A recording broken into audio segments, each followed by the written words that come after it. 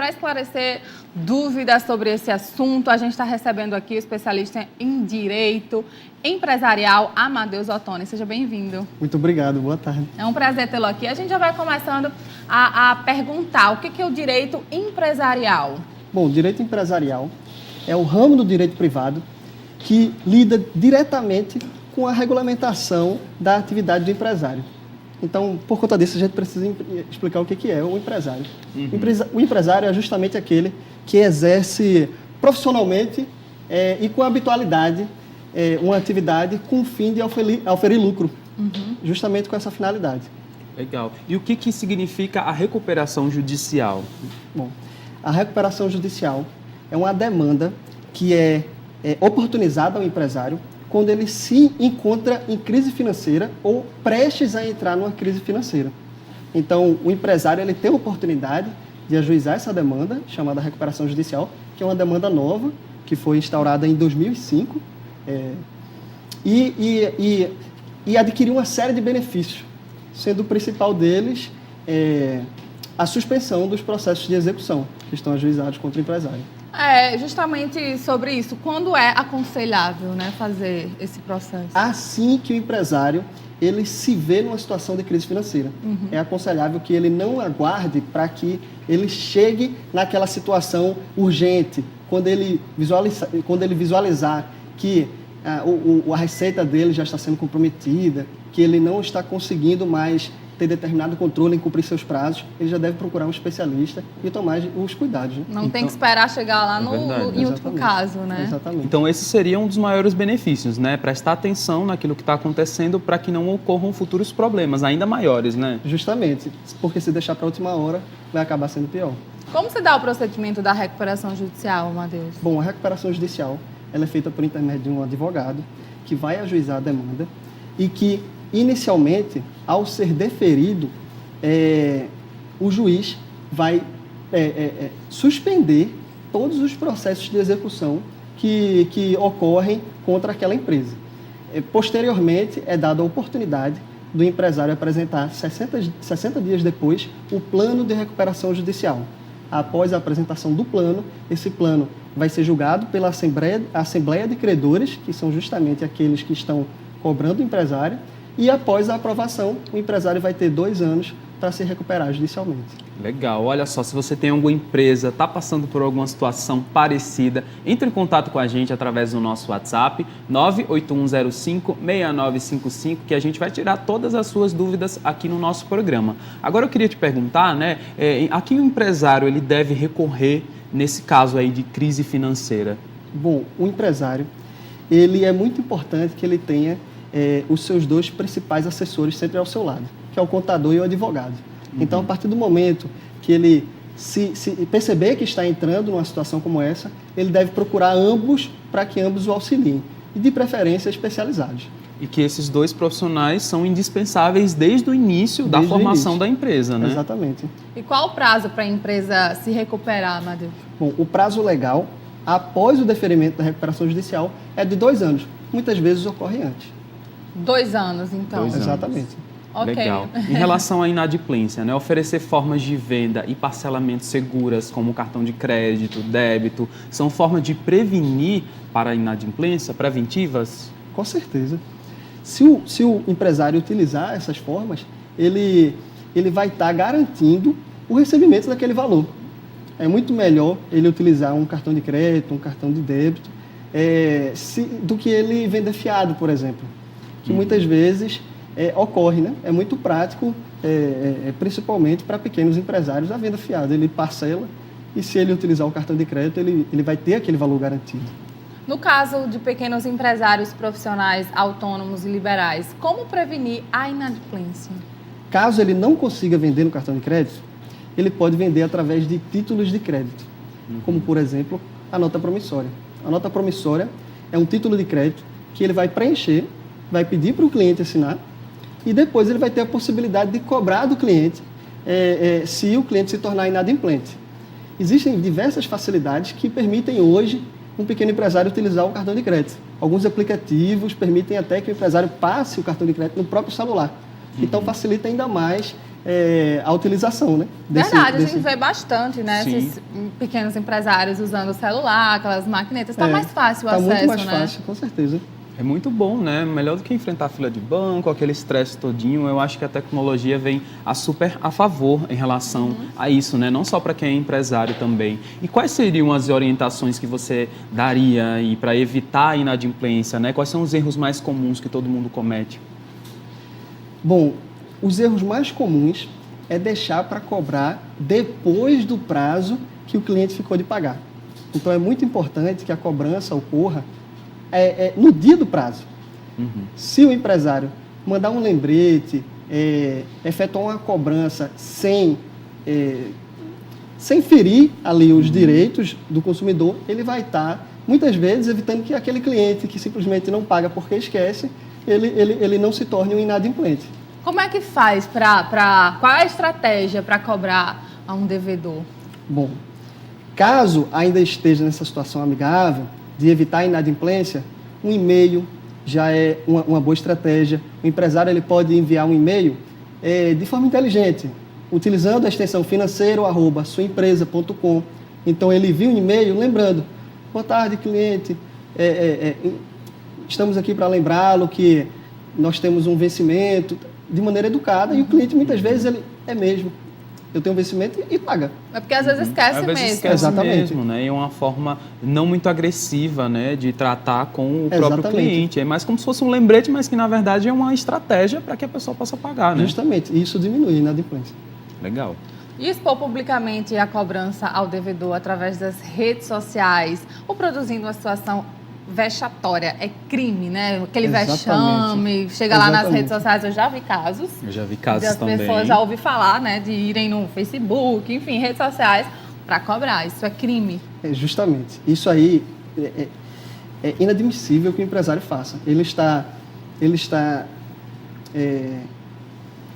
prestes a sofrer uma medida penal, por exemplo, pelo Código de Defesa do Consumidor. O consumidor, se ele se deparar numa situação como essa, ele pode recorrer ao judiciário e pedir uma indenização por dano moral.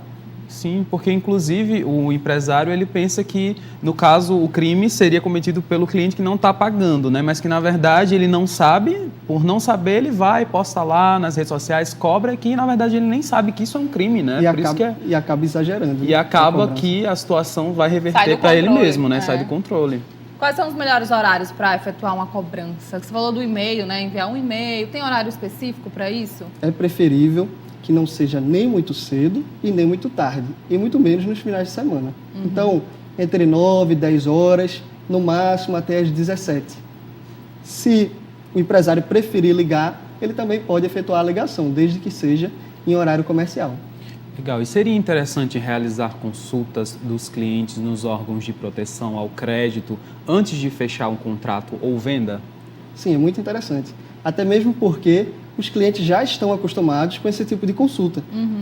Quando eles correm atrás de justamente obter uma aprovação para uma liberação de crédito ou adquirir algum produto. Eles já estão acostumados, não vai expor o cliente e vai facilitar a vida do empresário.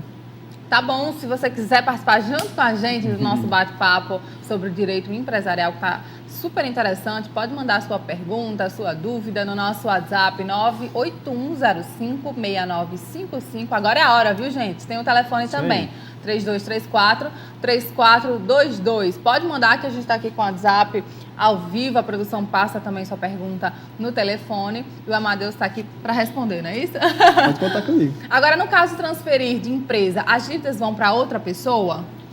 Olha, é preciso em que haja um acordo entre os empresários. Uma empresa ela é composta por sócios. Se for empresário individual, é o único empresário. Se forem sócios, são mais de uma pessoa. Se ocorrer a transferência da empresa, que é o que a gente chama de trespasse, as dívidas acompanham. Se houverem diversos sócios, eles vão realizar um acordo entre si e determinar as dívidas vão ficar com quem. E realizar justamente o trespasse, que é a transferência da empresa. E neste caso, é possível se retirar de uma sociedade, de uma empresa endividada? Só com acordo. O que não é muito comum de acontecer. Digamos que nós três temos uma empresa e eu simplesmente, ao me deparar e ao verificar que a nossa empresa está em crise, eu saio, vou sair. vocês dois, como sócios, não vão permitir que eu saia e deixar as dívidas para os outros 2 sócios. Né? Então, isso só ocorre se ocorrer um acordo entre a sociedade. E antes de efetivar, aliás, um contrato, é necessário explicitar a forma de pagamento e o que mais? É preciso com que você demonstre transparência, o exato valor em que vai ser cobrado, a data, o vencimento, né? E os juros de mora que pode ser aplicado com atraso. Então, para que o cliente ele verifique desde já que não vai valer a pena ele se tornar um inadimplente. Legal. Tem que ser bom para os 2 lados, né? Com certeza. Olha, a gente está tirando várias dúvidas aqui com o Amadeus, especialista em direito empresarial. A gente vai para um pequeno intervalo comercial, mas na volta a gente vai falar muito mais sobre esse assunto que gera muitas dúvidas, né, entre os brasileiros. A gente volta já. Estamos de volta com você feliz. Coisa boa, né? A gente está recebendo hoje o Amadeus Ottoni. Ele é especialista em direito empresarial e está tirando várias dúvidas. Então, se você quer abrir uma empresa ou vai fechar uma empresa, está passando por alguma situação de crise, entre em contato com a gente. Né? Tá na dúvida, né?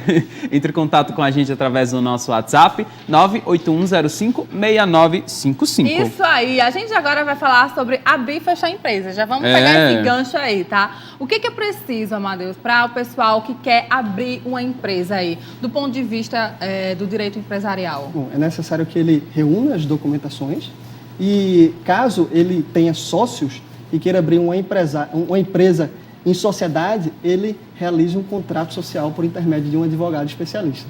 Procura um advogado, então, Exatamente, né? ele procura um advogado. Se for uma sociedade, é efetuado um contrato social por aquele advogado, é encaminhado o contrato social e a documentação dos empresários e o endereço onde vai se ocorrer o estabelecimento. Se o estabelecimento for alugado, também é preciso o contrato de locação do imóvel. Olha só, ainda falando sobre a questão de financiamento e tudo mais, a Rita de Igapó mandou uma pergunta para a gente. Ela diz o seguinte: é certo a escola poder mandar uma carta de cobrança para o pai através do filho ou isso deve ser mandado pelo correio? Porque isso traz constrangimento, né? Então, depende. Se a carta for enviada de forma discreta, sem expor aquela situação ao filho, como bem embalada, lacrada, e aquilo atingir o objetivo sem constranger aquela criança, tudo bem. Agora, se a escola pressionar, olhe, cadê? A sua mãe não vai vir aqui não? Ela está em débito com a escola. Olha, eu acho melhor você ligar para sua mãe antes de vir aqui. Enfim, expor de maneira exagerada, aí sim, aí não. Aí cabe até um dano moral contra esse estabelecimento. Porque a professora, a diretora, a coordenadora não tem o direito de fazer isso, né? Não. Principalmente porque na frente de outros alunos, outras crianças, né? De Isso maneira pode causar realmente um trauma, né? Exatamente, de maneira alguma. E agora, faltando falar sobre empresa. Abrir uma empresa é mais fácil que fechar atualmente? É. Por quê? Porque para fechar tem muito mais burocracia. Para você abrir uma empresa, você leva em torno de 15 dias. Basta reunir aquela documentação, que a gente já falou, e buscar a junta comercial e providenciar a abertura da empresa. Mas para fechar é muito mais complicado, devido à gama burocrática muito maior que se tem. E também por conta, caso as empresas elas sejam em sociedade, no começo é tudo muito bem, né? Todo mundo amigo, tudo, não, vai dar tudo certo. Já no final, não.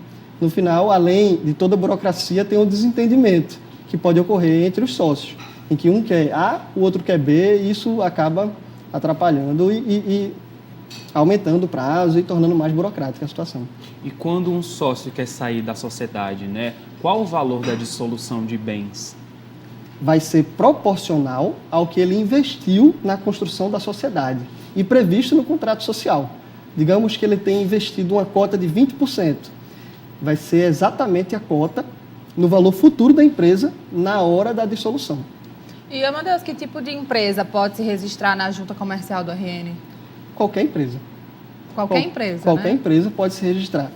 Menos o microempreendedor individual, porque ele pode se registrar sozinho pela internet. Mas se ele tiver interesse, ele também pode ir se registrar na junta comercial. O pessoal pode saber, desculpa, pode falar. Esses detalhes, né? Como a gente falou, tem pessoas que estão assistindo a gente, que têm vontade de montar um negócio, abrir uma empresa. Onde é que busca informações sobre esse assunto? A gente está esclarecendo aqui vários questionamentos, mas para que esse pessoal tenha como se fosse um manual, existe? Existe. É muito fácil de conseguir orientações e passo a passo que encontram-se disponíveis em sites da JUSERN, da Junta Comercial, e da própria Receita Federal. Ou ele pode buscar um advogado, um especialista, para o acompanhar desde o início, o que é mais recomendável. O advogado, desde o início da abertura da empresa, vai acompanhar aquele empresário e, posteriormente, melhor ainda, se o advogado ele permanecer acompanhando aquela vivência daquela empresa. Para não ter erro, né? Exatamente. Não passar por nenhum perrengue. E realizar também uma advocacia preventiva. Chegou mais uma perguntinha aqui da nossa telespectadora, ela não se identificou aqui, mas ela diz o seguinte, para abrir uma empresa é preciso procurar um contador? Eu acho que ela quer dizer se é obrigado realmente. Não é obrigatório, mas é recomendável, assim como um advogado. Então, fica ligado aí se você quer abrir uma empresa, em todas essas diquinhas que o Amadeus está dando para a gente. A que penalidade o empresário está sujeito se fechar a empresa sem quitar todas as obrigações? Porque não é assim, vou fechar minha empresa, né? Tem que quitar tudo, deixar tudo em ordem, né? Exatamente. O empresário que fizer isso, ele está passível a sofrer uma cobrança do seu patrimônio pessoal. Se a sua empresa não tiver a proteção patrimonial, todas aquelas dívidas da empresa podem atingir o seu patrimônio pessoal. E se ela houver uma proteção, como no caso de uma empresa limitada, ele está alvo de sofrer uma desconsideração da personalidade jurídica e atingir o patrimônio pessoal dele. E quais são os maiores problemas, né, que o empresário acaba enfrentando na hora de fechar essa empresa? Você pode citar alguns exemplos? Burocracia, desentendimento com os sócios, aquele litígio que nós já falamos que ocorre quando uma empresa está em prestes a ser fechada e tem muitos sócios, porque cada um quer uma coisa, acha uma coisa diferente. E se não tiver uma orientação de um profissional para dizer, vamos por aqui, não, vamos fazer desse jeito que é melhor, e fazer uma mediação necessária, aí vai acabar se tornando mais, vai acabar sendo pior ainda. A gente está conversando com o advogado Amadeus Ottoni sobre direito empresarial. Se você tiver alguma perguntinha, algum questionamento, pode mandar no nosso WhatsApp 98105-6955. Você também pode ligar aqui para a nossa TV 3234-3422. Como é que o empreendedor deve se prevenir se o negócio não der certo? Quais são os principais cuidados ou medidas que ele deve adotar nesses casos, Amadeus? Bom, ele deve buscar imediatamente um especialista, né? Buscar imediatamente um advogado, um contador, para que o oriente e o acompanhe desde já, para que isso não se torne pior. Ele deve também fortalecer a sua equipe de cobrança de inadimplentes, fazendo com que as cobranças elas sejam realizadas assiduamente, utilizando estratégias de cobrança para tentar diminuir a inadimplência, que quanto maior a inadimplência, maior vai ser a dificuldade dele em cumprir os seus compromissos, e a gente tem que lembrar que quando a gente deixa de perder, a gente também está ganhando. Né? É verdade, né? E para quem quer abrir uma empresa, né? Quanto tempo, em média, se leva para abrir essa empresa legalmente? 15 dias, cerca de 15 dias. Se toda a documentação já estiver reunida e organizada, 15 dias é a média de tempo que a empresa ela é aberta. E fechar? Fechar entre 30 dias e 2 meses. E que dica você dá para quem quer abrir realmente uma empresa agora, mas ainda não sabe o que exatamente, quer investir em alguma coisa? Você pode dar essas dicas para a gente? Que ele realize um estudo prévio da oportunidade que ele vai ter abrindo aquele negócio, que ele procure alguém que já realizou e que ele esteja acompanhado de um profissional especializado naquela área.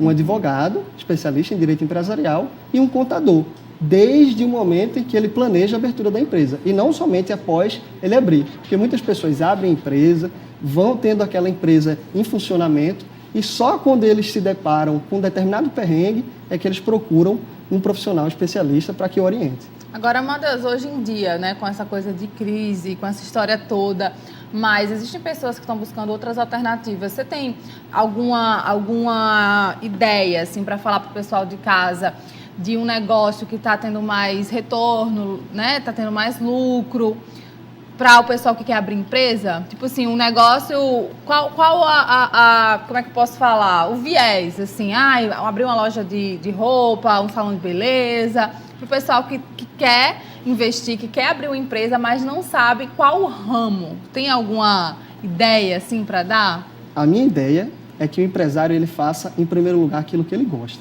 Uhum. Porque se ele... não, eu vou abrir uma empresa, mas eu vou abrir com o único objetivo de oferir lucro. Se ele abrir aquela empresa, pode ser que no começo ele tenha aquela paciência. Mas depois, se não for uma atividade que ele tem afinidade, ele vai perder o desinteresse. E se ele não estiver interessado, os empregados dele muito menos estarão. Então não tem que pensar só no lucro, né? Tem que pensar naquilo que... Tem que pensar naquilo que ele tem gosta. a ver com porque ele, né? quando ele tiver afinidade com aquela atividade, ele vai se dedicar mais. Outra coisa que ele pode fazer é realizar uma pesquisa mercadológica na região. Ele verificar as oportunidades e correr atrás dessas oportunidades. Hoje em dia nós temos uma facilidade devido à comunicação que foi trazida com a tecnologia. Ele também pode utilizar ferramentas como o Google e o Facebook para realizar estratégias de pesquisa de interesses e trabalhar em cima dessas pesquisas. O Google, por exemplo, ele tem uma ferramenta em que você descobre o que está sendo mais pesquisado na sua região e você pode trabalhar em cima daqueles números que são apresentados. Justamente... Então, para ele correr atrás e focar, né? Bom, aqui na minha região estão pesquisando bastante sobre determinada atividade, sobre restaurante de comida fitness, um exemplo. E ele vai verificar, caramba, nessa região aqui o pessoal está pesquisando bastante. E ele pode focar nisso aí, por exemplo. Justamente por isso que eu perguntei, né? Porque as pessoas às vezes querem abrir um negócio, mas não sabem o que exatamente, ficam meio perdidas. E as duas dicas são essas. Então, ir para alguma coisa que você goste, que você se identifique e ver se ela tá bombando aí na sua cidade. Porque também fica no ar aquela dúvida.